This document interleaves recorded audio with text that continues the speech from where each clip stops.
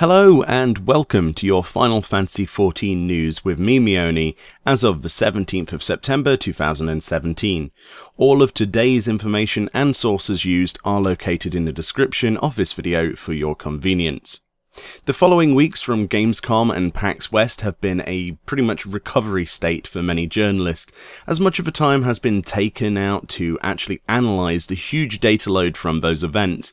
But as we move into the later stages of September and October looms ever closer, the news is going to start picking up again.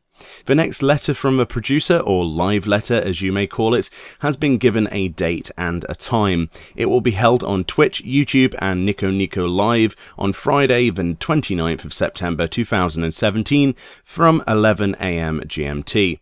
The notice mentions that this will include information on 4.1 and what they are calling the second part of their 4.1 preview, specifically looking into the new Alliance raid, Return to Ivalice, the Shirogane housing area, updates to the Adventurer Squadrons and much more.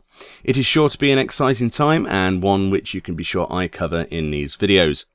Recently, the announcement of the Final Fantasy XIV Orchestra concert for 2017 got announced. This actually takes place on the 23rd of September at the Tokyo International Forum Hall A in Tokyo. This is with the Tokyo Philharmonic Orchestra, and Naoki Yoshida, producer and director for 14, will be in attendance. They recently did a live press release and promotional sort of video on YouTube. The event itself will have a bunch of really cool items which you can obtain by going to the event and presumably on the Square Enix store eventually, including 2 real-life music boxes which play the themes from Stormblood, which I personally would love to possess. They're really good. Hopefully they will enable people outside of Japan to buy this merch as well. In addition to this event, they have put up an arranged album of the orchestra together on a CD. You can buy this from the Square Enix store for your region. It should be advertised on your game launcher like it is on our European one. You just click the banner and it will take you to the store page. In addition to the actual orchestra, during the live stream promoting it, Yoshi P mentioned a few things about Ultimate Bahamut, the new super savage boss that's being added to the game in 4.1, which Reddit poster Carrier of Light posted here on Reddit, links again in the description. Upon being asked if anyone will really be able to clear the mode, Yoshida replied with, "When people expect mechanics in this fight, I think those 2 mechanics come to mind.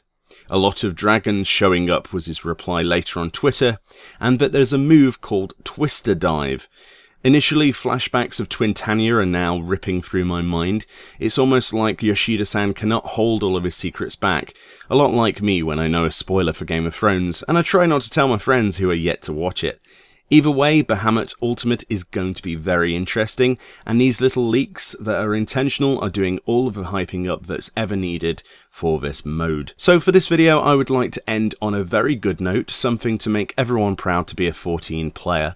Streamers and YouTubers got involved in a player-organised event to invade Eorzea with Lalafels. On the Siren server on September the 9th, for around 12 hours in total, players logged into the game and caused absolute chaos, ultimately marching across the world in large groups from Uldar to Costa del Sol. Literally hundreds of players took place and even leveled up their throwaway characters to level 15 just so they could travel to the other parts of the world and march with other players there. The whole idea was to raise awareness and ultimately money for the charity Direct Relief, which is involved in hurricane relief, which, unless you've been living under a rock lately, is a big deal considering the damage that, the 2 hurricanes so far and a 3rd forming as of the time of this video are doing to the world.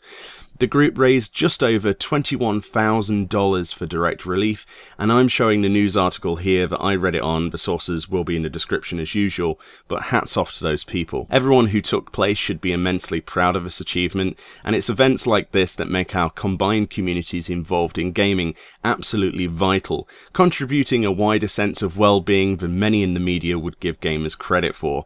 So well done. That about wraps up the news as of the 17th of September. We're a little bit light, but we are approaching October at warp speed. Lots of great info to look forward to in the next live letter, and I for one cannot wait to see more about the Return to Ivalice raid. Until then, thanks for watching. I've been Meoni, and I'll see you next time.